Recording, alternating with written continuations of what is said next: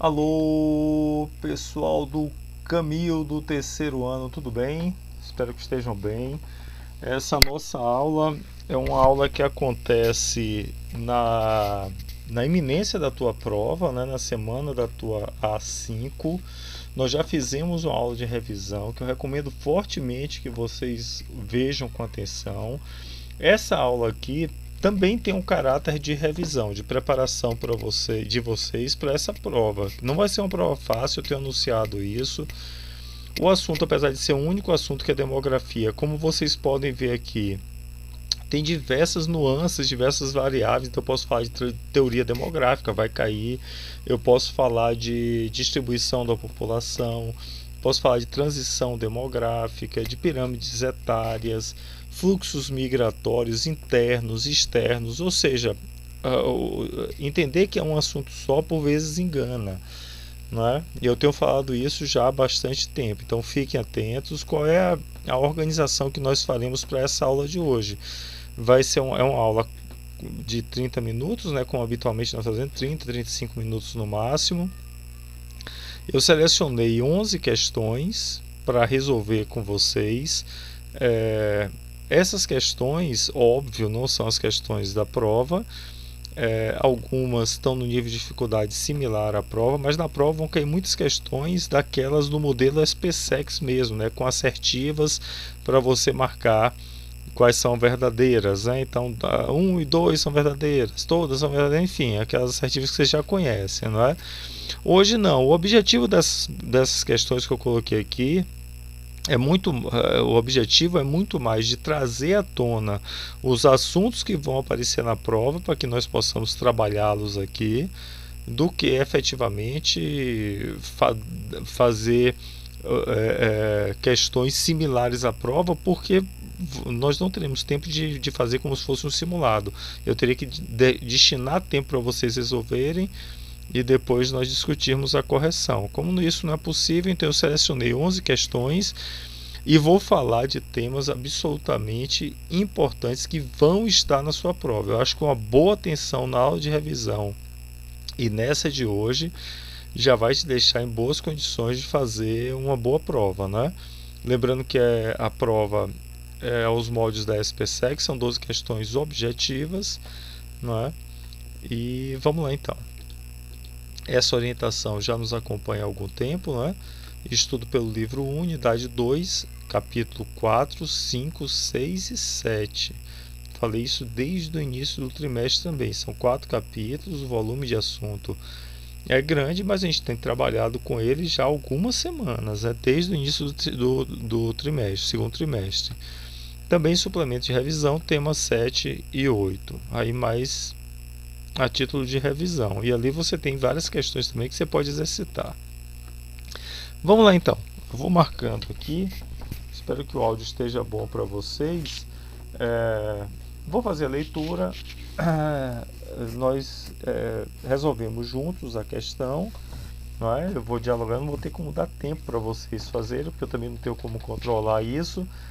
Aqueles que quiserem fazer como se fosse simulado, você dá uma pausa no vídeo, tenta resolver e depois vem para a minha resolução. É uma estratégia que você pode combinar aí. Eu sei que você tem outras aulas adiante, mas como vai estar gravado e disponível, você pode fazer isso também na continuidade do estudo no contraturno.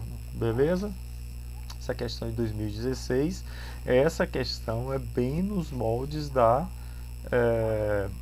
SPSEX, né? Bem nos moldes da SPSEX. São assertivas que você vai ter que ver quais são as verdadeiras e quais são as falsas.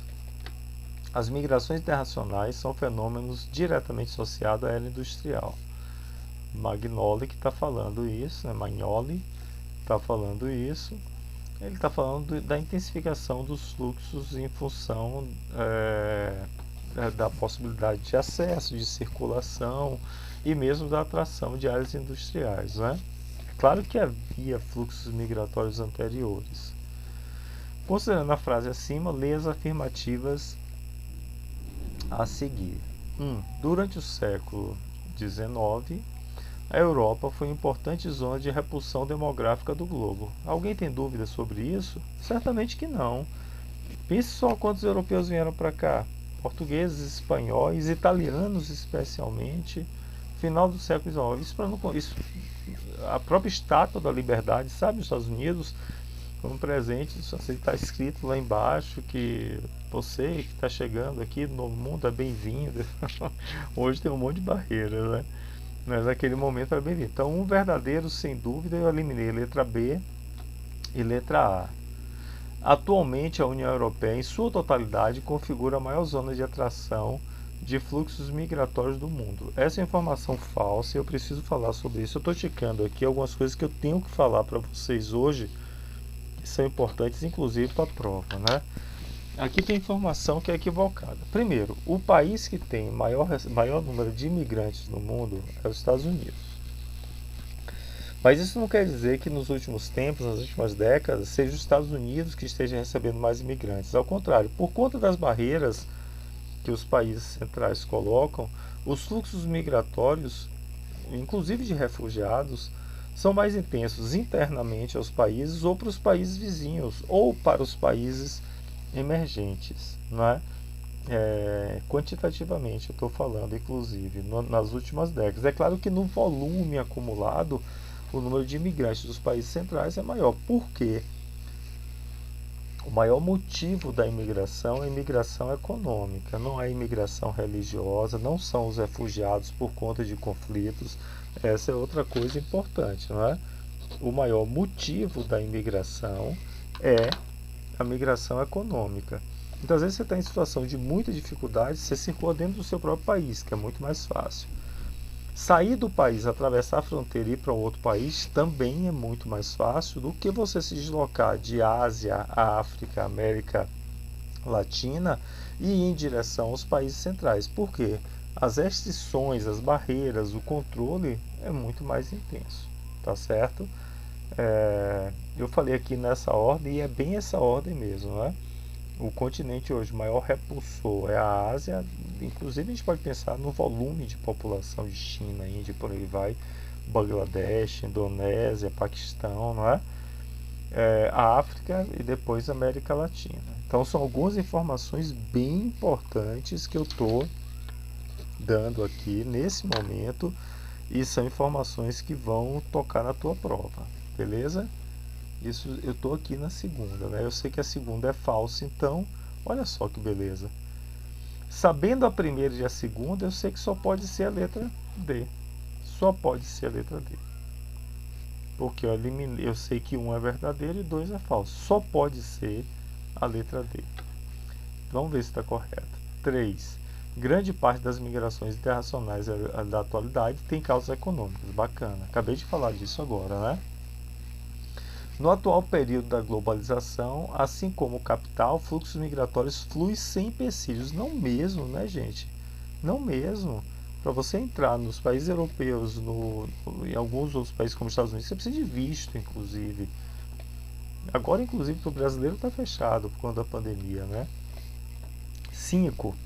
A África do Sul, importante economia industrial da África, é um país que recebe significativos fluxos migratórios de fundo econômico do continente. Verdade. E aí ratifica aquela informação que eu dei.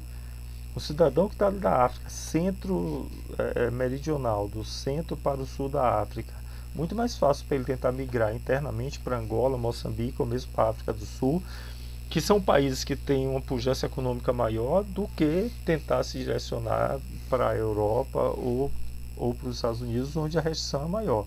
Isso vale na América Latina, por exemplo. O Brasil recebe, especialmente no período de maior desenvolvimento econômico, ali final do século XX e início do século XXI, o Brasil teve um período de grande crescimento econômico, teve uma atração muito significativa de fluxos do entorno da América Latina e mesmo da África para cá, não é? É claro que isso muda o sabor das crises econômicas, né, e políticas. Pois bem, então letra D foi a primeira, eu estou ticando aqui no meu papelzinho. Segunda questão, mais direta, simples, né? Quais são as principais características demográficas dos países desenvolvidos que geralmente não existem nos países menos desenvolvidos, né? Então, são populações. O que é que é mais habitual nos países desenvolvidos que não tem nos países menos desenvolvidos. População jovem? Não, aí é dos países menos desenvolvidos. Adulta, em sua maioria, não, né? Na verdade, idosos em considerável número. Quando você tem uma expectativa de vida melhor e uma transição que já inclusive está no pós-transição, você tem essa situação ser aqui, idosos em considerável número. Porque adultos, como maioria, você também tem países periféricos, né? Ainda que o número de jovens seja muito maior do que o número de idosos. A pirâmide é triangular mesmo, né? Beleza, beleza. Uma boa questãozinha. Simplesinha, né? Simplesinha, mas boa. Outra questão de 2021, né? Aqui você tem fecundidade brasileira. Pô, ficou tão pequenininho. Total de filhos por mulher. Aí tá mostrando as décadas aqui, né? 40, 80, 60, 80, 2000, 2020. E a diminuição de filhos por mulheres, né? Aqui você tem 1, 2, 3, 4, 5 e um nascendo, 3 e um nascendo, 2 filhos, e aqui é apenas um filho por mulher em idade fértil. É um gráfico, né? Uma informação visual que te mostra a diminuição da fecundidade brasileira, que tem o número de filhos por mulheres em idade fértil, não é? Essa é uma coisa que eu preciso muito falar com vocês, né? Existe um termo que eu já cheguei a comentar antes, eu estou procurando aqui porque eu tinha falado sobre isso. Sim, a taxa de reposição demográfica, ou coeficiente de reposição demográfica, que são 2 filhos, ponto 1, por mulheres em idade fértil. No caso brasileiro e de vários países do mundo, né, que já concluíram a transição, nós temos uma fecundidade inferior à taxa de reposição demográfica, o que pode significar no futuro próximo uma diminuição da natalidade para índices inferiores à da mortalidade e um decréscimo da população. A previsão é que isso aconteça no Brasil a partir de 2030. Ou seja, que a nossa taxa de natalidade tem uma queda tão vertiginosa e com a melhor qualidade de vida, haja uma expectativa de vida maior e menor mortalidade, e isso vai fazer com que nós tenhamos mais óbitos do que nascimentos. Isso em perspectiva para 2030. É claro que numa perspectiva demográfica pode ser um pouco mais alongada, mas a priori é essa a ideia, né? Claro, se você tem uma diminuição da natalidade, a diminuição da fecundidade significa diminuição da natalidade. O encurtamento da base da pirâmide, você vai ter proporcionalmente um número maior de adultos e idosos. Essa é uma chave para uma questão bem difícil, bem importante na tua prova. Ter mais adultos e idosos não é só ter uma população mais longeva, não. É você diminuir a natalidade. Porque à medida que, lembra que a pirâmide é um retrato, mas tem uma dinâmica ali, né? Quem é jovem hoje, se não morrer, vai virar adulto, que se não morrer, vira idoso. Então você tem as pirâmides têm um processo que vão se modificando, né? Ao longo do tempo, da vivência desse país, tá certo? Tendo a figura precedente como motivadora, assinale a opção correta a respeito da dinâmica da população brasileira. Deixa eu anotar isso aqui, já foi. Eu estou anotando as coisas que eu tenho que falar, né? Como eu disse para vocês, que eu não posso perder. A diminuição da taxa de fecundidade, o aumento da expectativa de vida e o envelhecimento da população tem provocado mudanças nas dinâmicas da população e na composição das famílias. Que tipo de dinâmica que ele está falando? Diminuição da fecundidade, o aumento da expectativa de vida e o envelhecimento da população brasileira tem provocado mudanças nas dinâmicas da população. Ficou muito aberto esse dinâmicas aqui, não é? Vamos continuar. Vou deixar essa figura aqui a respeito da dinâmica da população. Eu vou deixar essa letra A em aberto. A composição da família brasileira em 2020 é do tipo monoparental, um casal por filho. Na verdade, em 2020 a perspectiva é de 1,7 filho por casal, tá certo? A urbanização da sociedade não impactou nas dinâmicas demográficas. Deixa eu ver uma coisa aqui, me desculpe.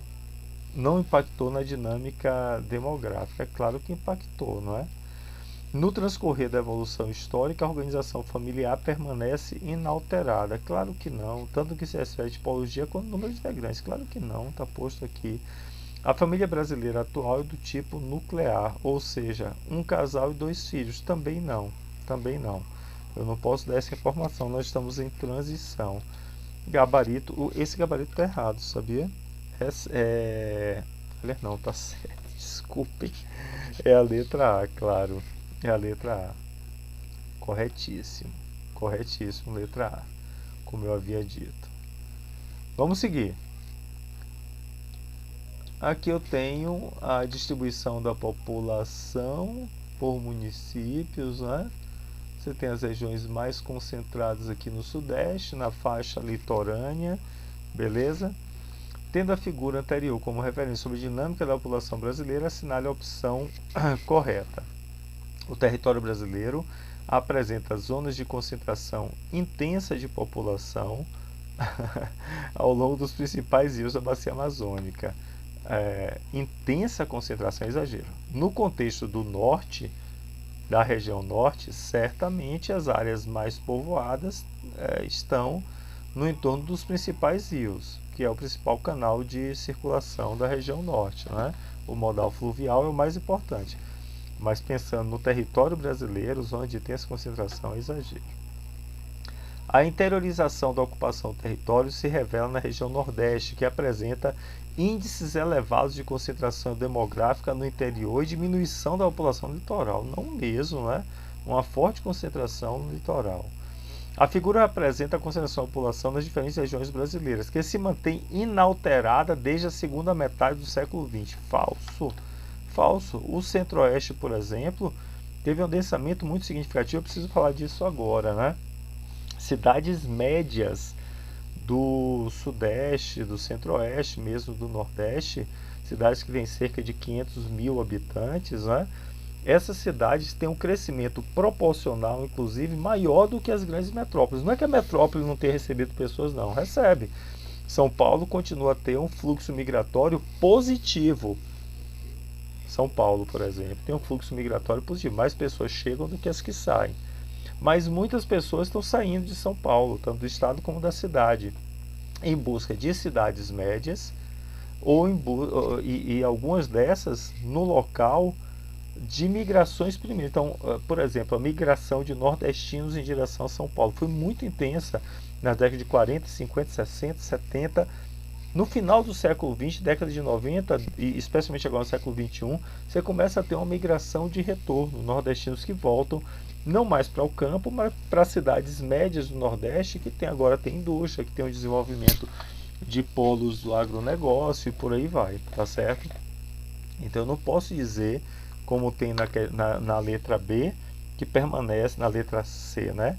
Que permanece inalterado. Não, tem uma nova dinâmica aí, destaque para, eu estou marcando aqui porque são coisas importantes para as cidades médias. Repito, metrópoles como São Paulo, ainda que tenha um fluxo de retorno, que é demarcado pelo IBGE, mas continuam com saldo migratório positivo. Pessoas continuam a ir para as metrópoles, mas as cidades médias crescem num ritmo mais acelerado. A isso nós chamamos de desmetropolização. As faixas de fronteira apresentam concentração demográfica em expansão, principalmente no sul e no norte. Não, né? Você percebe que a faixa de fronteira é uma região estratégica, mas as principais dinâmicas não estão nelas. Só pode ser a letra E. A região concentrada corresponde à área de maior concentração da população brasileira e também maior infraestrutura, sendo formado pelo Sudeste e Sul do Brasil. Verdade. Esse termo região concentrada é um termo do Milton Santos. Verdadeiro, letra E. Beleza, beleza, beleza. Vamos lá, rapidinho, essa questão do IBGE. Olha que bacana. Eita. Isso daqui ficou com... Tá aqui em cima. Entre os fatores que influenciam os processos migratórios, o trabalho é o preponderante. Esse movimento pode ocorrer dentro de um mesmo país, estado ou município. São chamadas migrações internas, que são aquelas em que as pessoas se deslocam dentro de um mesmo território.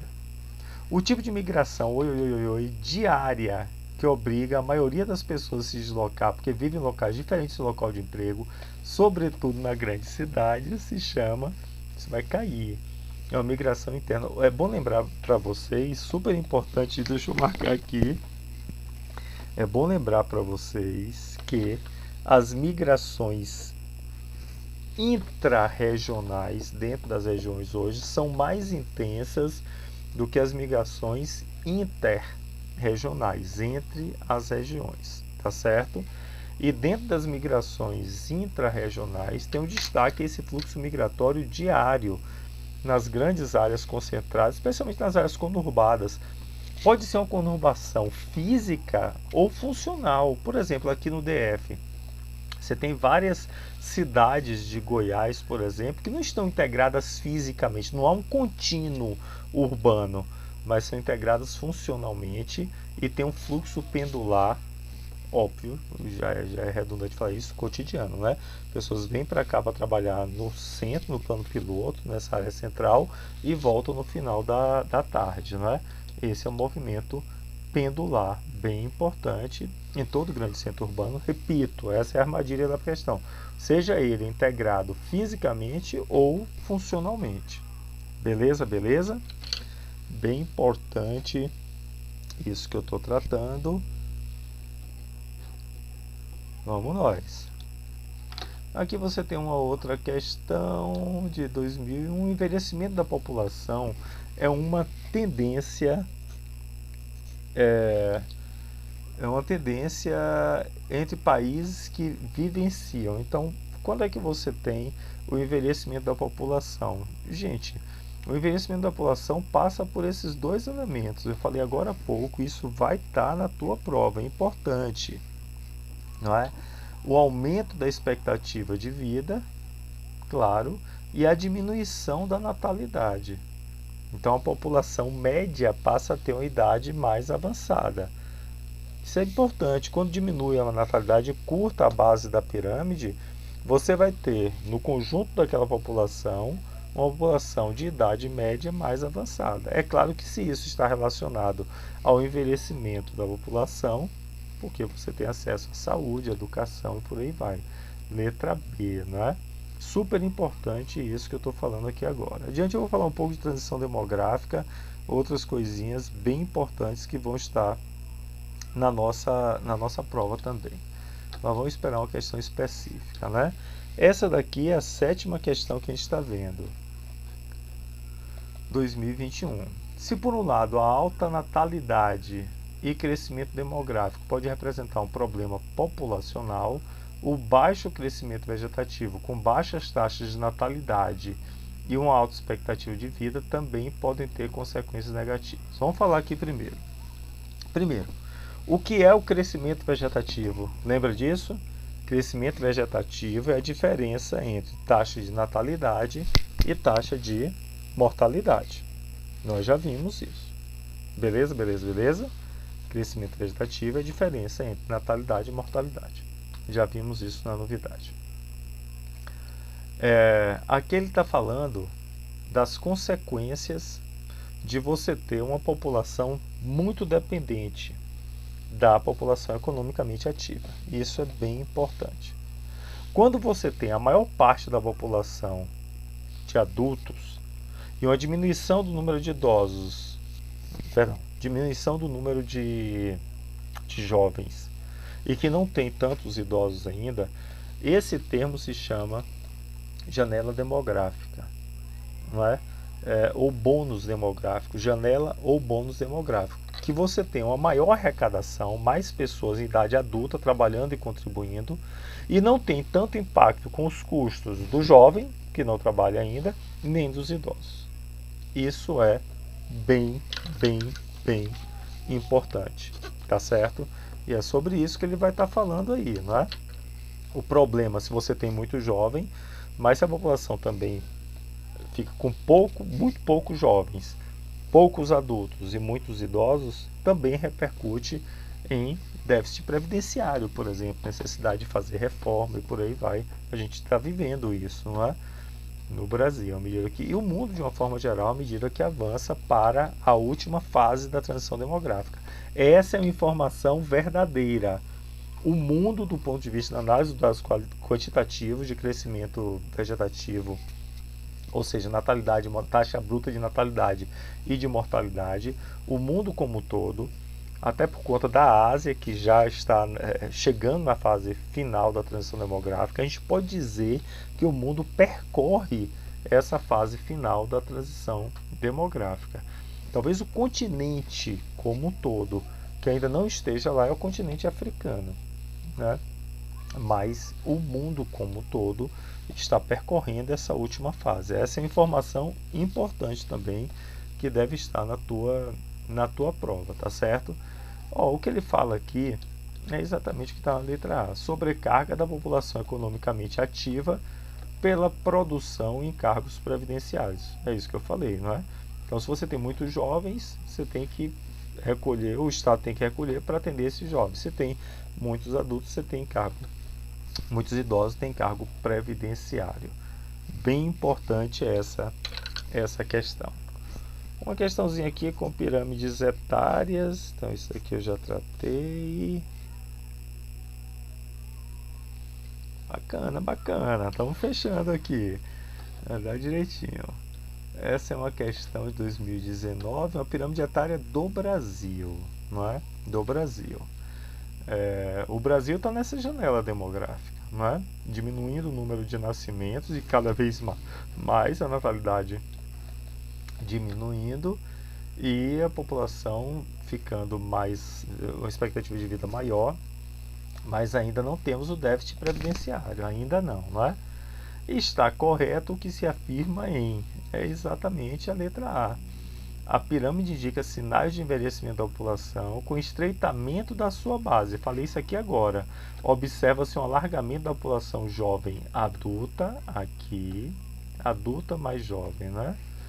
Sobretudo feminina, mais mulheres do que homens, e um aumento no seu topo, indicando melhoria da expectativa de vida. Bem isso, bacana, não é?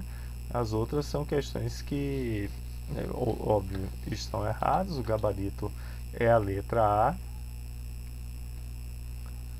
Estou preocupado com o tempo, né? 28. Deixa eu ler rapidinho. População brasileira tornando-se cada vez mais jovem. Falso, não é o contrário. Está diminuindo a natalidade, não.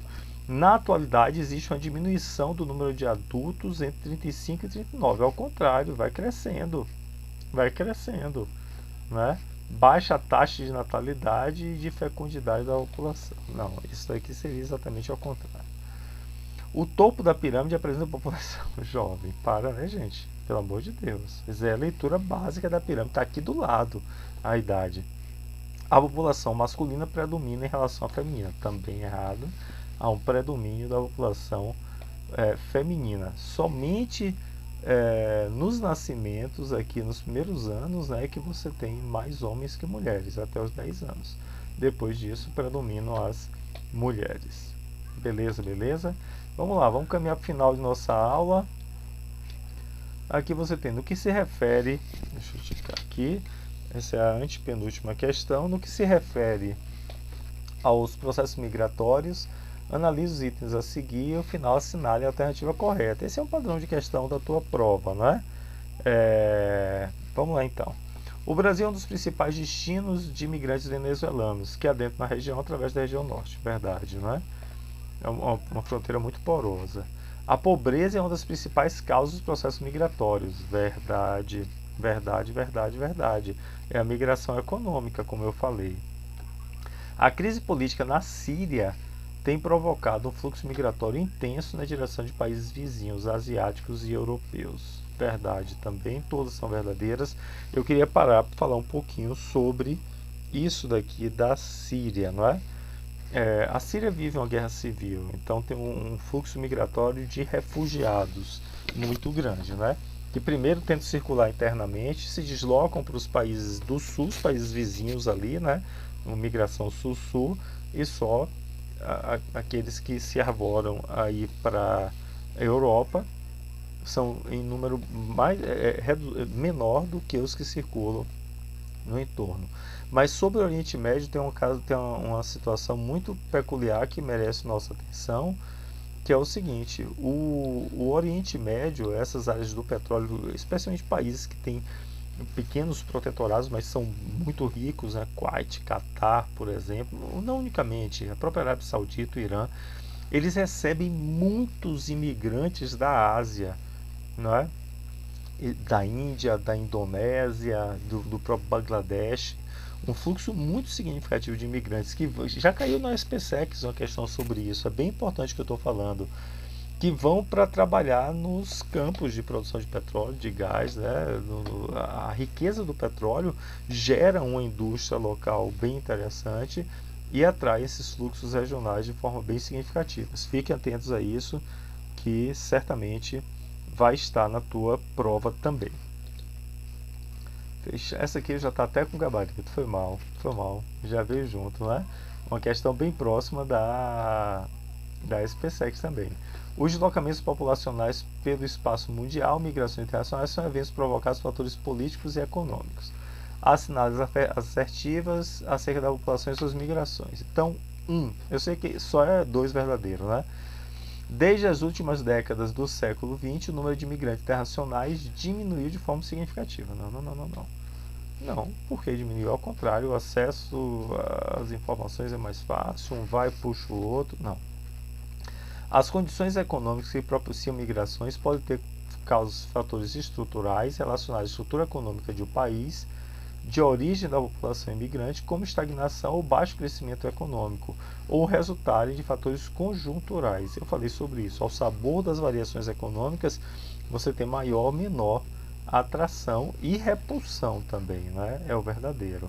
E 3, o intenso fluxo migratório internacional diminuiu a diversidade étnico-cultural. Como assim? Ao contrário, se aumenta o fluxo migratório, você tem maior diversidade. Não é? Aqui em Brasília, por exemplo, você tem todos os gostos, tipos, cores da diversidade brasileira e mundial. Não é? Então, é falso, letra B. Então, vamos lá. Eu acho que essa é a última, né? É a última questão. Instituto Federal da Bahia, 2016. Referente ao movimento migratório recente no território brasileiro, assinala a alternativa correta. Bom, a correta é: os estados que tradicionalmente eram fornecedores de mão de obra, como o Nordeste ou Minas Gerais, têm cada vez mais recebido população que havia migrado anteriormente para esse estado. É o fluxo de retorno que eu falei, né? Desse modo, é um expressivo aumento da população de retorno. É verdade. Ainda que o fluxo para os estados centrais, para os estados do Sudeste, seja bem significativo ainda. Desculpe, repeti a palavra. Estados produtores de gêneros agrícolas têm perdido postos de trabalho por conta da mecanização do campo.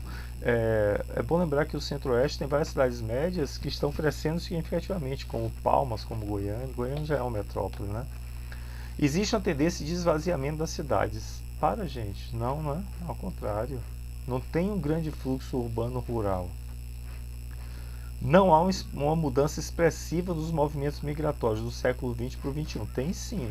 No século XX você tinha muito fluxo interregional. Agora, no século XXI, você tem fluxos intrarregionais de forma mais intensa. E esse fluxo de retorno, por exemplo, que é uma demarcação, começa no final do século XX, mas se destaca no século XXI. Devido ao recente paradigma de cuidado da natureza, sustentabilidade, educação ambiental, onde cada vez mais pessoas têm buscado viver na região amazônica. Não, né? Não. O fluxo que há para lá é ao contrário, é para o sul amazônico, para essas áreas de expansão do agronegócio, desmatamento, oportunidade de cidades médias que vão, cidades pequenas que vão se adensando, é falso, não é? Letra C é o gabarito, tá aqui. Eu preciso tratar de mais 3 teminhas que vão aparecer por aqui, Adriano. Não, aqui eu estou falando das áreas de concentração, esse mapa já apareceu anteriormente. Pirâmides etárias, aqui é importante eu falar para vocês, tá? Olha só, galera, essa pirâmide aqui é a pirâmide do Japão, não é? Que você tem uma quantidade grande de pessoas idosas, acima de 65 anos, como vocês podem ver, não é?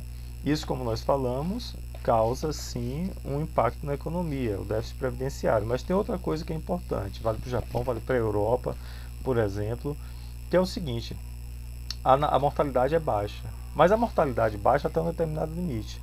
Com a população muito idosa, com a população europeia, japonesa, pode ter um momento, inclusive, que a natalidade, que está mais baixa que a mortalidade, fica ainda mais baixa, porque você pode ter um pequeno levantamento da taxa de mortalidade, dada a idade média dessas populações muito idosas, tá certo?